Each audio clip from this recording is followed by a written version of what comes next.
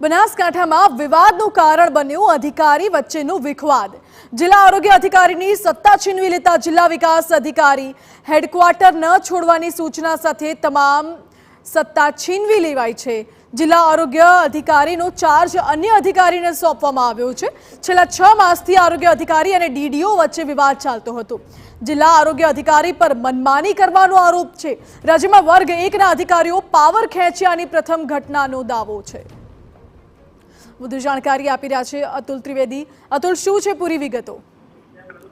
ચોક્કસ બનાસકાંઠાની જિલ્લા પંચાયતના જે આરોગ્ય અધિકારી છે તેમના તમામ પાવર છે આજે જિલ્લા અધિકારીએ ખેંચી લીધા છે।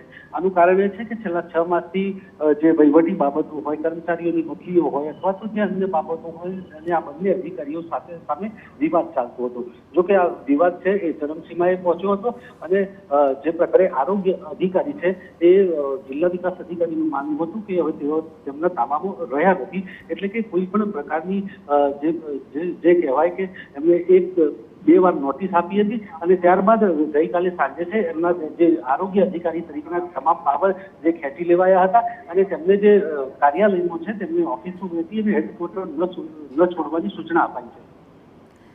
જી અતુલ, બિલકુલ આભાર આપનો। એટલે બંને અધિકારી વચ્ચેનો વિખવાદ ચરમસીમા ઉપર પહોંચી ગયો હતો અને સત્તા છીનવી લેવાની ઘટના પણ સામે આવી છે। રાજ્યમાં વર્ગ 1ના અધિકારીનો પાવર ખેંચ્યાની આ પ્રથમ ઘટનાનો દાવો કરવામાં આવી રહ્યો છે।